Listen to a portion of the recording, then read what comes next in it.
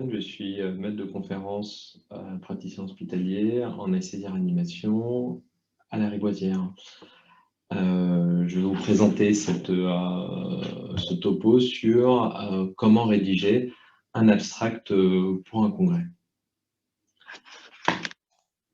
Mes conflits d'intérêts, je suis membre d'un advisory board pour Roche Diagnostic et j'ai une étude clinique qui est financée par Orion Pharma. Alors, première question qui se pose, c'est de savoir, un abstract pour un congrès, pourquoi faire? Quel est le but d'envoyer des abstracts à des congrès?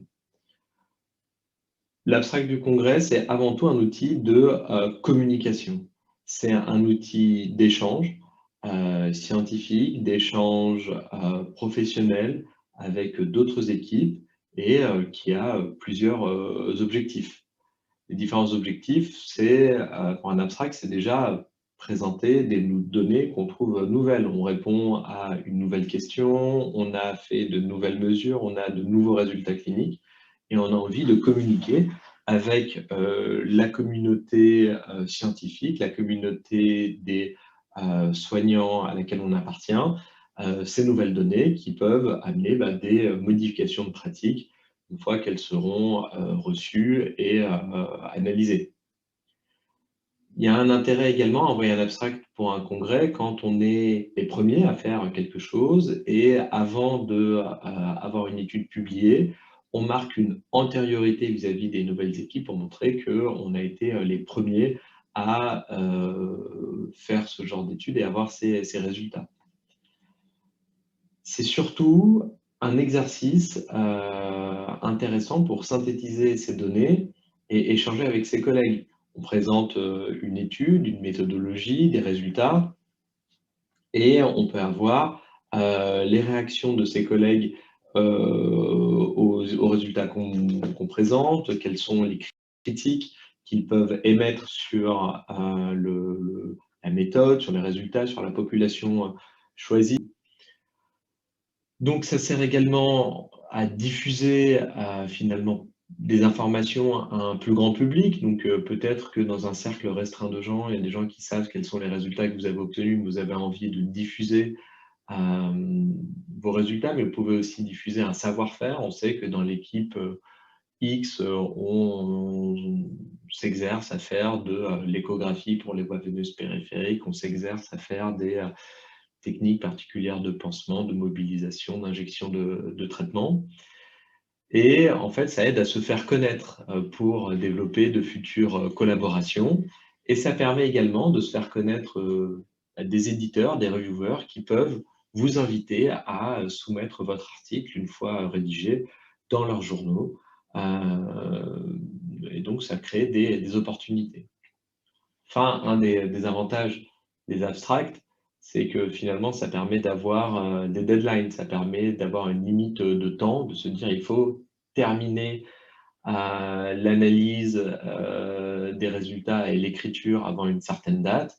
Et une fois qu'on a commencé à soumettre un abstract, finalement, le chronomètre tourne puisque les gens vont voir les résultats et vont peut-être avoir envie de faire la même chose chez eux. Si le papier n'est pas encore soumis, peut-être qu'ils voudraient être les premiers à soumettre les papiers avant l'équipe qui propose ces résultats. Et donc, ça permet finalement, une fois qu'on a lancé l'abstract, de lancer le processus qui mène à la fin à la publication scientifique. Le but de l'abstract, c'est, comme je l'ai dit, de se lancer et il s'agit là de transformer l'essai, de passer de l'abstract publié à un congrès à un article complet publié dans une revue à un comité de lecture. Donc ça suppose différentes étapes. Depuis l'idée de la conception de cette étude, sa réalisation pratique, jusqu'à l'analyse des résultats, la présentation de ces résultats, l'écriture de l'article, le soumettre à des congrès, puis le soumettre à des journaux, avoir des journaux qui acceptent de le reviewer, répondre aux reviewers, avoir un papier accepté.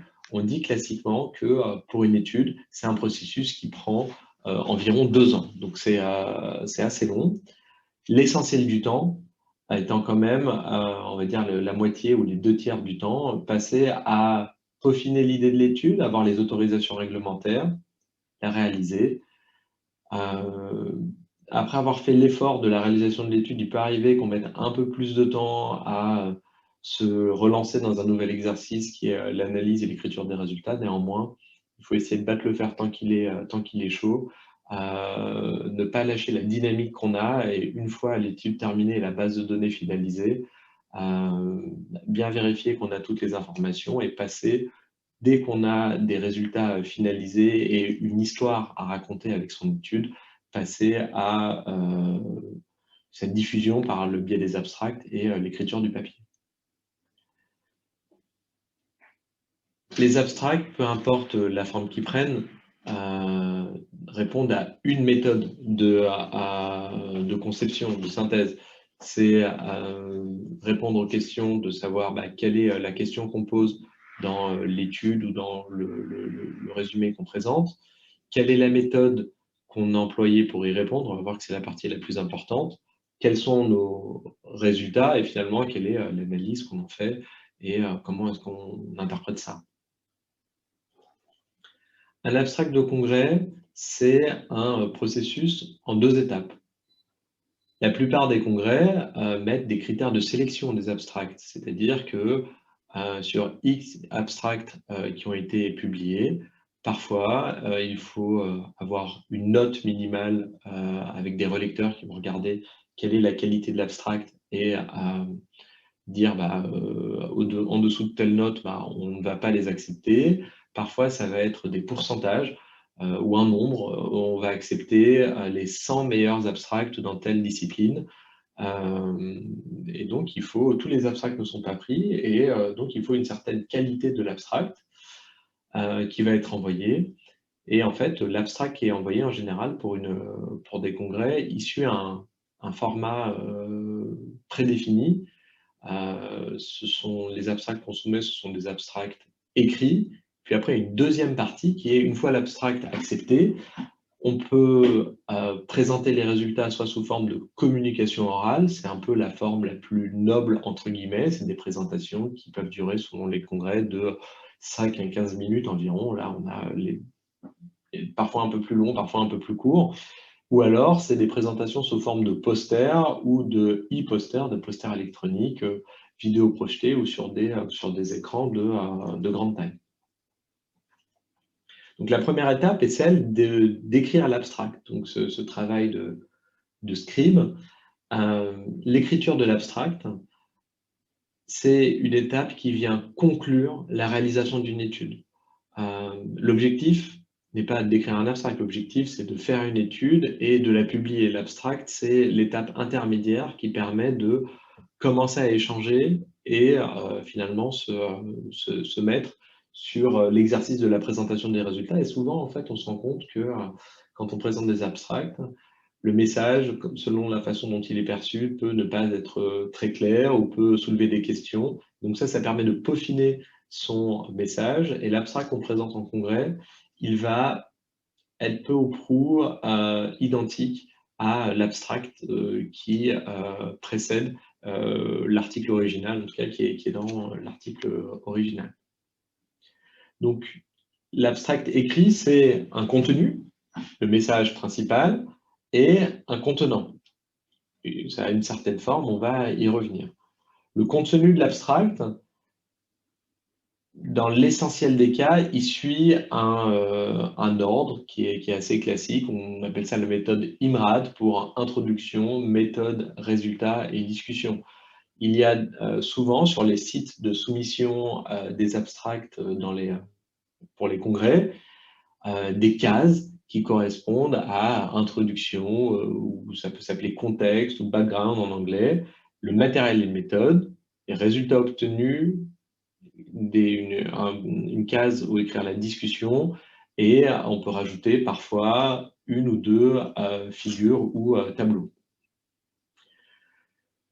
Donc ça nécessite en amont de se former spécifiquement au montage d'études et aux analyses. L'abstract vient en conclusion de ça et il existe des formations où vous pouvez participer à d'autres webinaires pour savoir comment est-ce qu'on monte une étude, quels sont les cadres réglementaires et quelle étude permet de répondre à quelle question.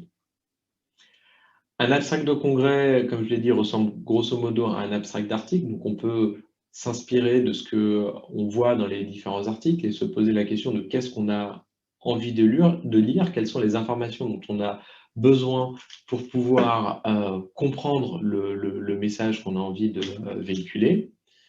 Et attention au cadre réglementaire, aujourd'hui c'est difficile de passer à un abstract, enfin on va dire impossible de passer à un abstract ou n'importe quelle étude de communication que ce soit sur une étude clinique sans avoir bien validé toutes les étapes du comité d'éthique avant. Donc à la conception même de l'étude, pensez au comité d'éthique et attention à ne pas vous casser les dents quand vous allez soumettre un abstract si vous n'avez pas ces informations-là. Pour savoir exactement le cadre éthique qui correspond à vos études, vous pouvez toujours vous tourner vers les unités de recherche clinique, les réseaux recherche, celui de la SFAR notamment, ou les unités de recherche de vos différents établissements. Donc le contenu de l'abstract, il est assez standard, on l'a dit. Donc l'introduction, elle est courte. C'est 2-3 lignes, on va essayer de ne pas perdre des mots, puisqu'on va voir qu'on est limité sur le nombre de caractères qu'on peut mettre dans un abstract. En général, il est limité à un certain nombre de mots et ou de caractères. Donc on va essayer de les concentrer là où c'est le plus important. L'introduction, elle est courte et elle pose le problème. Tel problème est fréquent, on ne sait pas s'il faut utiliser tel ou tel truc, on va étudier telle ou telle chose. On pose le problème en 2-3 lignes, parfois un petit peu plus, mais il faut essayer d'être assez concis. La méthode, c'est la partie la plus importante de l'abstract. Dans toutes les études, finalement, on a envie de savoir qu'est-ce qu'ont fait les auteurs de l'étude, quelle est leur méthodologie, quelle population ils ont pris, dans quel endroit, quelle est l'intervention qui a été faite, comment est-ce qu'ils ont fait leur analyse. Et donc cette partie, elle doit être assez synthétique, elle ne peut pas détailler l'ensemble de la méthodologie, elle doit être très claire. Si ce n'est pas clair, on sent qu'il y a du flou sur les méthodes qui ont été employées, et ça émet le doute un peu dans la conviction que peut avoir le lecteur de l'abstract. Et donc, c'est la partie vraiment la plus importante de l'étude. On ne peut pas tout mettre, mais il faut donner les informations essentielles qu'on a envie de lire. Les résultats, la deuxième partie, on va dire, la plus importante, surtout s'ils sont positifs, mais un abstract peut être de très bonne qualité, même si les résultats ne sont pas positifs. Des études négatives informent tout autant que les études positives. On a essayé telle chose avec telle méthodologie, ça n'a pas marché, c'est utile pour pouvoir progresser. La discussion, elle est en général assez efficace, directe. Voici la conclusion, peut-être un peu d'ouverture à la fin, et surtout faites attention à ne pas surinterpréter, à se limiter au champ sur lequel a été réalisée l'étude. Donc j'insiste bien, la méthode, le matériel et méthode, c'est la partie la plus importante et c'est celle qui va être vraiment déterminante pour, en général, l'acceptation de vos abstracts. Maintenant, il y a une histoire de contenant, comme je vous l'ai dit. Chaque congrès a des consignes spécifiques. Ils acceptent différents types d'abstracts. Certains acceptent des études, d'autres des cas cliniques. Certains congrès refusent les études qui sont déjà publiées. Donc, si votre étude est en cours de publication ou qu'elle a déjà été publiée, bah, peut-être qu'il faut choisir un autre congrès pour envoyer des abstracts. Certains congrès veulent que des études cliniques et pas d'études expérimentales. Pardonnez pour la faute de frappe. Donc, il faut bien regarder sur le site de soumission du congrès quelles sont les dates, quels sont les types d'abstracts et surtout, après, quelles sont les modalités. Nombre de caractères, nombre de figures. Attention, parfois, ça peut être un vrai casse-tête d'envoyer les figures dans la bonne résolution, le bon format.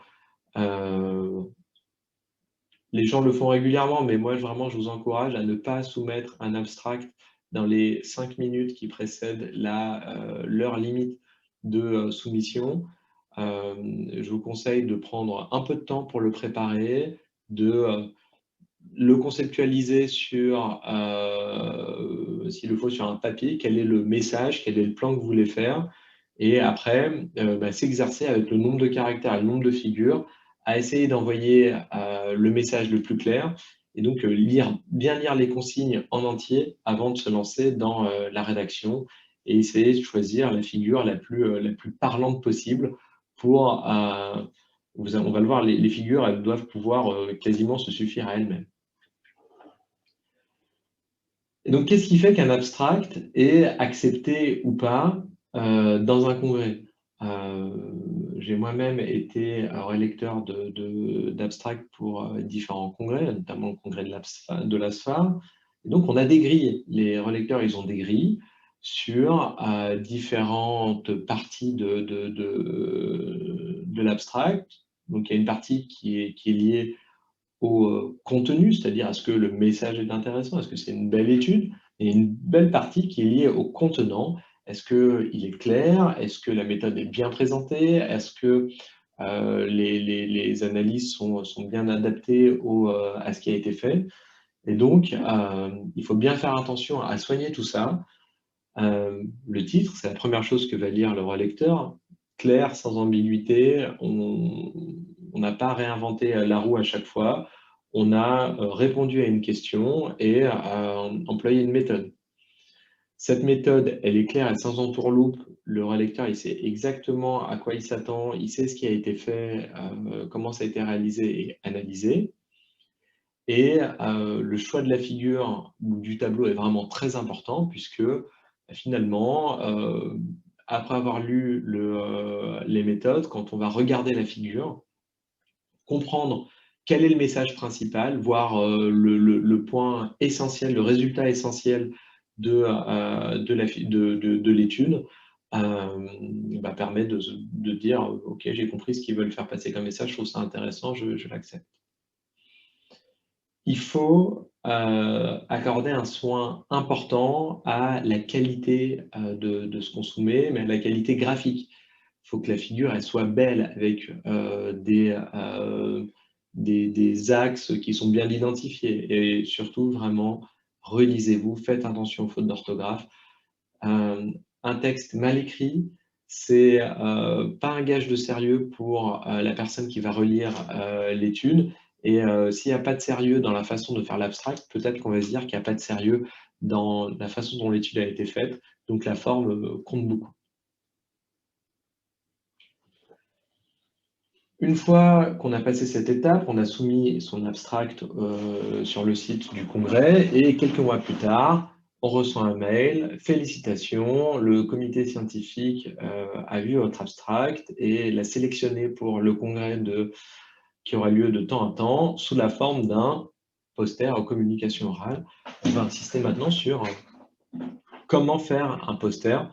Et la communication orale, c'est la forme un peu élargie du poster finalement. Donc un poster, c'est un exercice de séduction. C'est comme le pan, c'est essayer d'être coloré, visuel, attractif, attirant pour finalement vraiment se distinguer de l'environnement, se distinguer des posters, donner envie aux gens de voir le poster, de le lire, qu'ils comprennent le message et qu'ils aient après envie de travailler avec vous, de vous contacter pour en savoir plus ou monter des études avec vous. Et en fait, c'est un outil de communication vraiment très, très efficace. 98% des posters qu'il y a dans les congrès ont la même forme et sont super ennuyeux. Ils sont visuellement rébarbatifs, ils sont écrits en noir sur fond blanc avec très peu de contraste, il y a beaucoup, beaucoup, beaucoup de texte et c'est un réel problème. Et donc, vous pouvez facilement vous démarquer en rendant votre poster attractif et on va voir ça un petit peu plus tard sur comment faire. Et je vous donne un lien à la fin sur How to create an award-winning poster, comment créer des posters qui permettent de gagner des prix au congrès. Vous avez fait un exercice particulier quand vous avez écrit l'abstract. L'abstract, c'est soumis en congrès, c'est du texte, ça a une forme particulière et tout le monde aura à peu près la même forme d'abstract. Par contre, pour la présentation des résultats, on a trop tendance à penser qu'on doit présenter exactement le même texte que celui qui a été mis sur le site, alors qu'en fait, on peut complètement s'en désolidariser. L'important, c'est de passer le même message, le fond reste exactement le même, mais par contre, on peut le présenter de façon un petit peu différente. Et donc, il faut privilégier les aspects graphiques, privilégier ce qu'on appelle les bullet points, les messages les plus importants, le percutant.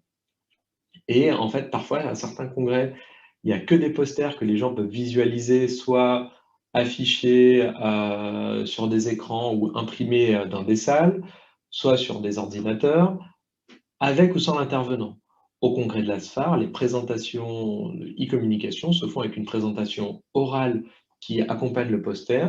Et là, le but, c'est de ne pas redire forcément à l'oral ce qu'il y a déjà sur le poster, mais c'est de compléter ce poster pour préciser les détails utiles. Et surtout, c'est un outil de communication, d'interaction, d'échange. N'oubliez pas de laisser vos coordonnées, comment vous joindre sur votre poster.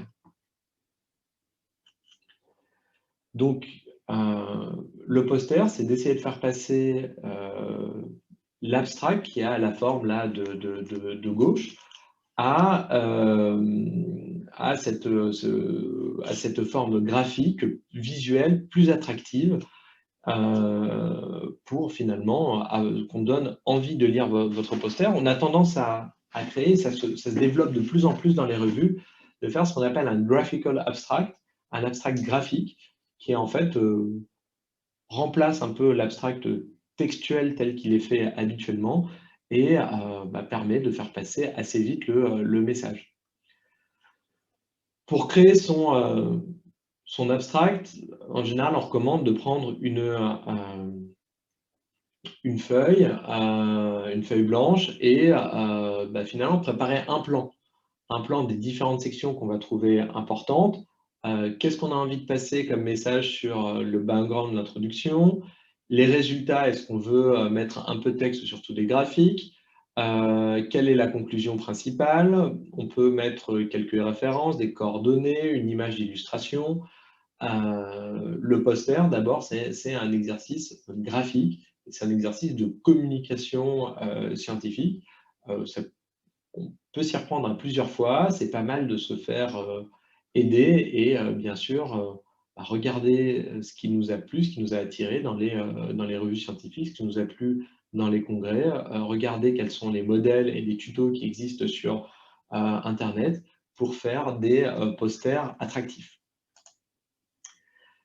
Là, par exemple, je vous présente un abstract que j'ai pris en cherchant sur Google, un poster que j'ai pris sur Google. C'est rébarbatif. Ça, c'est un truc qui a été un peu raté. Donc, c'est des présentations anciennes, c'est difficilement lisible et franchement, on n'a pas forcément envie d'aller lire ça quand on est dans un congrès et quand on est face à une présentation, même si le sujet nous intéresse énormément. En fait, il y a trop de texte, trop de mots, c'est trop rébarbatif et on n'est pas attiré par ça. La forme un peu plus évoluée de ces posters, c'est le poster où un peu plus d'images. Alors, on a différentes parties qu'on arrive à identifier. On a quelle population, la méthode, les résultats, mais ça reste encore beaucoup de texte. C'est pas hyper qualitatif. Puis après, maintenant, on arrive aux abstracts qui sont vraiment attractifs. Là, quand on vise ça, donc ça, c'est un abstract que j'ai pris dans le Lancet. On sait quelle est la pathologie, c'est la dingue. On sait quelle est la population, c'est les gens qui sont infectés. On voit qu'il y a 3 groupes dans les randomisations. On sait quand est-ce que ça a été fait. On sait quelle est la cible du traitement qu'on a administré et on voit le résultat principal à J7. C'est linéaire, très beau, très clair. La méthode, on arrive à la comprendre. On voit qu'il y a un groupe placebo, on voit qu'il y a un groupe double dose. Je ne dis pas que c'est exactement ça vers quoi on veut tendre, mais en fait, on veut faire passer un message clair. Et on dit une image vaut 1000 mots. Ça se vérifie ici. Une belle présentation graphique permet de faire passer très bien le message. Une autre forme d'abstract qui marche pas mal aussi, donc il y a un peu plus de texte, néanmoins il est bien organisé, on sait quel est l'objectif, quel est le cadre, on voit quel est le critère de jugement principal, on voit les effectifs, on voit les résultats principaux et la conclusion. Donc ça, c'est assez attractif aussi, un peu moins peut-être que celui qui a été fait précédemment, mais on arrive à véhiculer de façon assez efficace son message scientifique, les résultats de son étude. Donc, à retenir, écrire un abstract, c'est pas inné, c'est un exercice qui s'apprend. Apprendre quel est le message principal qu'on a envie de faire passer, apprendre quelles sont les bonnes tournures de phrases, quels sont les éléments qu'on a envie de mettre dedans pour que les gens comprennent clairement ce qu'on a fait, quels sont les résultats, quelles sont nos conclusions. Et ça nécessite finalement d'être un peu épaulé et d'avoir du compagnonnage par des gens qui ont un peu plus d'expérience. Donc, en recherche, en général, c'est très difficile, quasiment impossible de se lancer seul. Il faut trouver des sparring partners pour monter ses études, apprendre à les écrire, les analyser. Et l'écriture de l'abstract qui vient finalement comme un point final là-dessus, c'est un exercice pour lequel on a aussi besoin d'être coaché. L'abstract, il vient après la réalisation et l'analyse de l'étude, et c'est une fois qu'on a l'essentiel du message qu'on est capable de rédiger cet abstract. Pour une étude clinique, le plus important, c'est la méthode. Alors, évidemment, c'est toujours plus sexy d'avoir des résultats positifs, mais une étude bien faite, même avec un résultat négatif, peut vraiment être très appréciée et très utile. Il faut soigner la présentation tant sur le texte que sur le graphisme. Et bien sûr, on n'en a pas parlé parce qu'on s'est vraiment on s'est préoccupé beaucoup du texte et de la préparation de la présentation, mais il y a toute une partie orale et il faut répéter sa présentation, savoir respecter le temps. On ne peut pas dépasser le temps qui nous est alloué. Il faut répéter auprès de ses collègues et se poser la question de savoir quelles sont les questions qui vont être posées. Et finalement, ça ne s'improvise pas un abstract, ça ne s'improvise pas une présentation d'abstract. Et donc, il faut le préparer et trouver des alliés pour vous aider. Je vous donne un lien vers des ressources utiles pour tout ce qui est ressources graphiques. N'hésitez pas à aller voir les tutos en ligne sur Google, écriture d'un résumé, écriture d'un abstract pour un congrès, les trucs et astuces. Et bien sûr, pour toute question, n'hésitez pas à me contacter par mail à mon adresse benjamin.schusterman@php.fr ou sur Twitter, @bschuster. J'espère que cette présentation vous a été utile et n'hésitez pas à me contacter.